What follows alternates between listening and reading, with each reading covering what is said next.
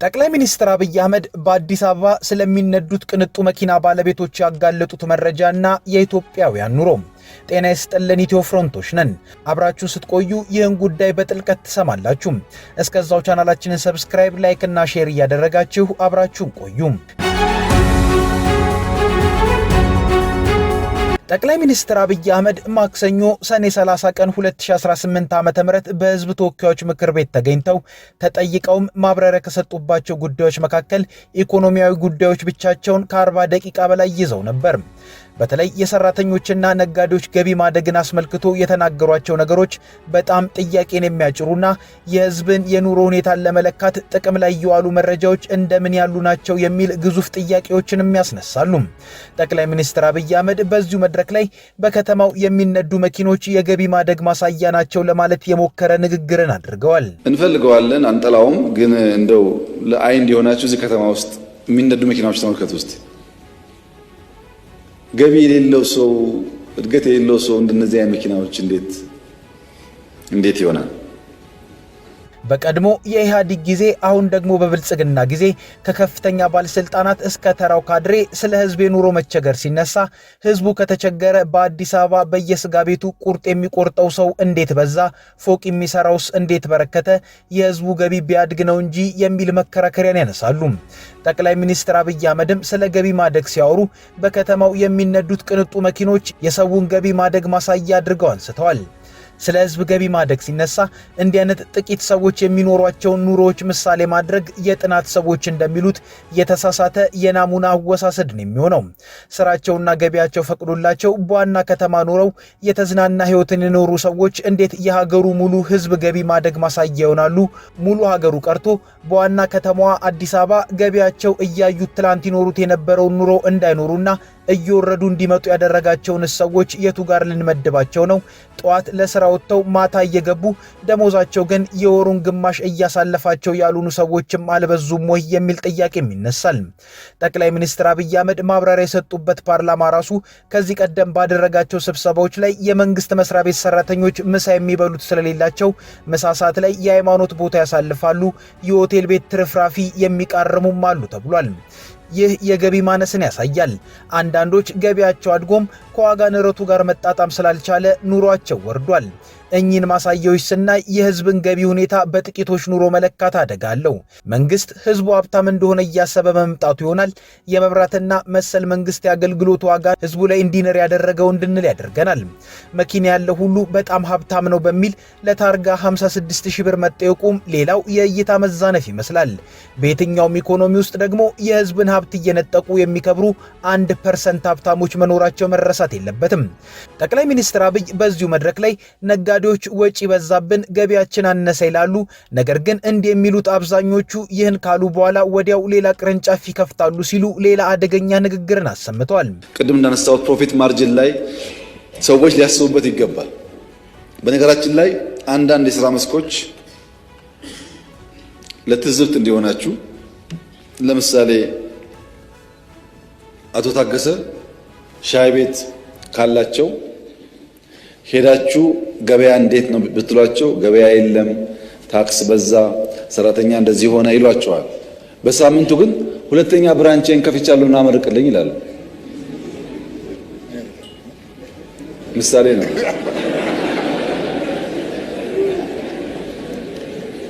ብዙ ሴክተር ላይ ያሉ ሰዎች የሚያማርሩ ገቢ በዛም እንትን ወጪ በዛብን፣ ታክስ በዛም ሰዎች ብራንች ግን ሲጨምሩ የምታዩቸው።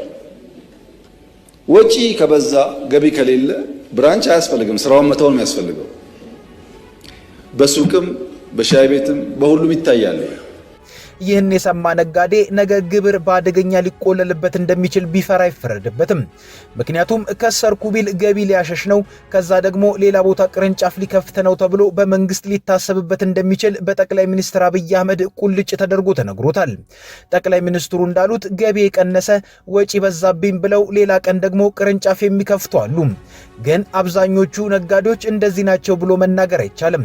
ምክንያቱም ወጪያችን በዛ ከሰርን ብለው የንግድ ቤታቸውን ዘግተው ሌላ ስራ አይቀየሩም። በመቶ ሺዎች የሚቆጠሩ የቀድሞ ነጋዴ ለመባል የበቁ ግለሰቦችም ስላሉ በ2017 ዓ.ም በግብርና ሌሎች ጉዳዮች ተማረው የንግድ ፍቃዳቸውን የመለሱ ነጋዴዎች ባልተለመደ ሁኔታ በመብዛታቸው በአዲስ አበባ በሁሉም ክፍለ ከተማ ንግድ ቢሮዎች ንግድ ፍቃድ መመለስ መከልከሉ የሚታወስ ነው። የስራና ክህሎት ሚኒስቴር ከወራት በፊት ባወጣው ጥናትም በመቶ ሺዎች የሚቆጠሩ ነጋዴዎች ስራ ያቆሙበት አንዱ ምክንያት ነጋዴዎች ከገቢያቸው ይልቅ በግብር የሚጠየቁት ወጪ አማሯቸው መሆኑን ያሳያል። እንቀጥላለን። ለዚህ ዘገባ ዓላማም ጠቅላይ ሚኒስትር አብይ አህመድ በሰኔ 30ው የፓርላማው እሳቸው የሚመሩት የሀገሪቱን ኢኮኖሚ ቁመናን እጅግ በጣም ጥሩ ነው ለማለት የተጠቀሟቸውን ቁጥሮች ፖለቲካዊና ህዝባዊ በማለት እንከፍላቸዋለን። ፖለቲካዊ ቁጥር የምንላቸው ቁጥሮችን ብቻ በመጠቀም ለቁጥሮቹ የተጋነነ ትርጉምን በመስጠት መንግስቴ ጥሩ ሰርቷል ለማለት ጥቅም ላይ የዋሉትን ሲሆን፣ ህዝባዊ የምንላቸው ደግሞ የኢኮኖሚ መረጃዎቹ እውነትም የህዝብ ኑሮ ማሻሻላቸውን ያሳዩትን ነው። የመንግስት የኢኮኖሚ ስራ መጨረሻ ግቡ የህዝብ ኑሮ ማቃናት ነው የሚል መነሻ ይዘን ማለት ነው። ይህን ካልን ጠቅላይ ሚኒስትር አብይ ስለዚህ ዓመት የሸቀጦች የውጭ ንግድ ገቢ ሲናገሩ የዚህ ዓመቱ ገቢ ብቻ ከ1984 ዓ.ም እስከ 2000 ዓ.ም ያሉትን የ17 ዓመታት የውጭ ንግድ ገቢን እኩሌታ ነው ይላሉ። የዘንድሮ የኢትዮጵያ የሸቀጦች ኤክስፖርት 11 ቢሊዮን ዶላር በላይ ጥቂት ጭማሪ አለው በላይ ሆኗል።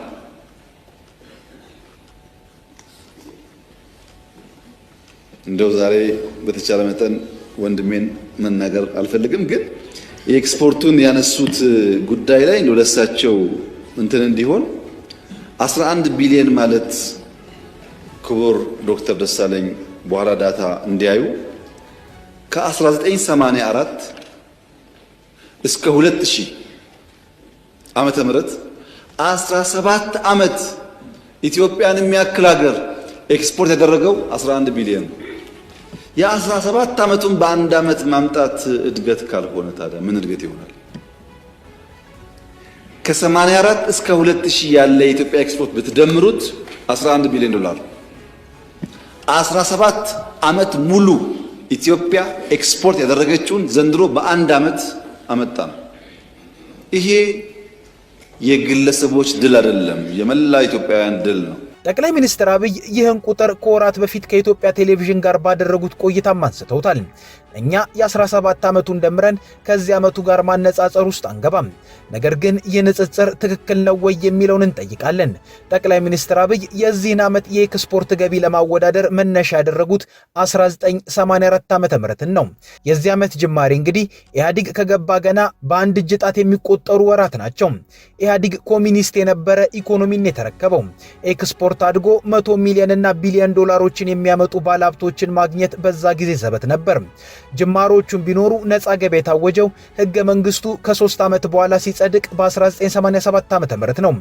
ባልጠና ኢኮኖሚ ላይ በቀጣይ 4 ዓመት ማለትም በ1991 ዓመተ ምህረት ሻዕቢያ ኢትዮጵያን ወሯል። ጦርነቱ እስከ 1992 ዓመተ ምህረት መጨረሻም ቀጥሏል። በጥቅሉ የኢህአዴግን 9 ዓመታት ለንጽጽር መቁጠር ከባድ ነው።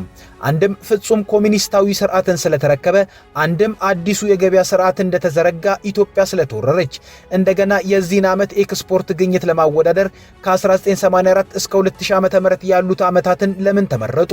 ለምን ከ2000 ዓመተ ምህረት ለውጡ እስኪመጣ ያሉት ዓመታት ለንጽጽር አልተመረጡም? በእነዛ ዓመታት በዚህ ዓመት የተገኘው 12 ቢሊዮን ዶላርን ለማግኘት 17 ዓመታትን ስላልወሰደ ቁጥሩን ለማዳመቅ ስላልተመቸ ነው ወይንስ ሌላ ምክንያት አለ? ይህ መመለስ አለበት። ይህ ንጽጽር ብዙም የህዝብን ህይወት መሻሻል ለማሳየት ጥቅም የለውም። ታሪክ ሊሆን ይችላል። ኢትዮጵያ በ80ዎቹ ከነበረችባቸው ሁኔታ አንጻር ግን ዛሬ ላይ ያንን ቁጥር ማምጣት ለንጽጽር አይበቃም።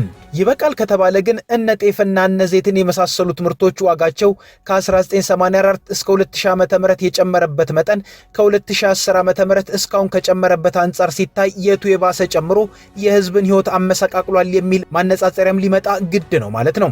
የኢኮኖሚው ሙሉ ገጽታ ለማሳየት ሁለንተናዊ ንጽጽር መሰራት ስላለበት ማለት ነው። ስለሆነም ጠቅላይ ሚኒስትር አብይ ለኤክስፖርት የተጠቀሟቸው የንጽጽር ቁጥሮች ፖለቲካዊነታቸው ያመዝናል። ጠቅላይ ሚኒስትር አብይ አህመድ እዚህ ጋር ይቀጥሉና የኢትዮጵያ የውጭ ምንዛሪ መጠባበቂያ ክምችት ወይንም ሪዘርቭን ደግሞ በተከታዩ መንገድ አነጻጽረውታል። ሪዘርቫችንስ ከጥቂት ዓመታት በፊት የነበረው ሪዘርቫችን ከ20 እጥፍ በላይ አድጓል። ብዙ በላይ አድጓል። ከ20 እጥፍ በላይ ሪዘርቭ አድጓል ማለት ኢትዮጵያ ኢንዱር የማድረግ አቅሟ፣ ሬዚሊየንስ አቅሟ ጨምሯል ማለት ነው። በነገራችን ላይ አሁን ያለ ሪዘርቭ ኢትዮጵያ ሀገር ሆና ከተፈጠረች ጀምሮ ከነበራት ከትልቁ ሪዘርቭ ከእጥፍ ይበልጣል። ይህ ትልቅ አቺቭመንት ነው። እኛ ስንመጣ ይሄ ሀፍ ቢኖር ኖሮ አንቸገርም። ማክሮ ኢኮኖሚክ ኢምባላንስ ተፈጥሮ የነበርንበት ሪፎርም አናደርግም ነበር ማለት ነው። ይሄ የመላ ኢትዮጵያውያን ድል ነው። በዚያ ልክ መታየቱ ጠቃሚ ይሆናል። ጠቅላይ ሚኒስትር አብይ እዚህ ጋር የተጠቀሙት ማነጻጸሪያ ደግሞ ኢትዮጵያን እንደ ሀገር ከተፈጠረችበት ጊዜም አንጻር አድርጎታል። በነገራችን ላይ የሀገራት የውጭ ምንዛሬ ክምችት ጤናማነት የሚለካው የተቀመጠው የውጭ ምንዛሬ ምን ያክል ዶላር ነው ወይንም ፓውንድ ነው ተብሎ አይደለም። ይልቁንም የተከማቸው የውጭ ምንዛሬ ሀገራቱ ለ3 ወይንም እንደየሀገራቱ መስፈርት ለ6 ወርም ቢሆን ምንም አይነት የውጭ ምንዛሬ ገቢ ባይኖራቸውም የገቢ ምርቶችን ገዝቶ ያስገባላቸዋል በሚል መስፈርት ነው። የኢትዮጵያ ብሔራዊ ባንክ ጤናማ ነኝ የውጭ ምንዛሬ ክምችትም አለኝ የሚለው ለ3 ወራት የገቢ ዕቃዎችን የሚሸፍን የውጭ ምንዛሬ ክምችት ካለው ነው። እስካሁን ግን ይህን እቅድ አላሳካም። በሚገርም ሁኔታ ግን በ90ዎቹ ውስጥ የኢትዮጵያ ብሔራዊ ባንክ ከ3 ወር በላይ የገቢ ምርቶችን የሚሸፍን የውጭ ምንዛሬ ክምችት ነበረው። በጣም የውጭ ምንዛሬ ተትረፍርፏል የሚባልባቸው የኢህአዴግ ዓመታትም ነበሩ። ነገር ግን ኢትዮጵያ ያኔም ቢሆን ድሃ ነበረች፣ የሚራቡ ሰዎችም ነበሩባት። እንደውም ጥቅም ላይ ያልዋለ የውጭ ምንዛሬ መብዛት ሀገሪቱ ውስጥ የኢኮኖሚ እንቅስቃሴ አለመኖሩን የሚያሳየው። ስለዚህ በኢህአዴግ ጊዜ የውጭ ምንዛሬ ክምችት መትረፍረፍ መኖሩ ዛሬ በጠቅላይ ሚኒስትር አብይ ጊዜ ለ3 ወር የማይበቃ የውጭ ምንዛሬ በመኖሩ የያኔው የኢትዮጵያ ኢኮኖሚ የዛሬውን ለመብለጡ ሙሉ ማሳያ ነው ልንል አንችልም። ስለሆነም ጠቅላይ ሚኒስትር አብይ የዛሬ የውጭ ምንዛሬ ክምችትን ግዙፍ ነው ለማለት የኢትዮጵያ የሀገርነት ታሪክ ድረስ ለንጽጽር ከሚሄዱ በአገሪቱ በቂ የውጭ ምንዛሬ በመኖሩ ከውጭ ሸቀጦች በበቂ ሁኔታ ገብተው ኑሮን አቅልለው እንደሆነ ቢያስረዱን ይሻል ነበር። የአሁኑ የኢትዮጵያ ውጭ ምንዛሬ ክምችት ያደገውም ኢትዮጵያ የፖሊሲ ነፃነቷ ላይ ተደራድራ ከአይኤምኤፍ በተበደረችው ብድር መሆኑ መረሳት የለበትም። በውጭ ምንዛሬ ክምችት በኩል የተነሱ ቁጥሮችም ፖለቲካዊነታቸው ያመዝናል። ኢትዮጵያ ከለውጡ በኋላ ያለችበት የብድር ሁኔታ በጠቅላይ ሚኒስትር አብይ አህመድ ማብራሪያ ውስጥ ነበር።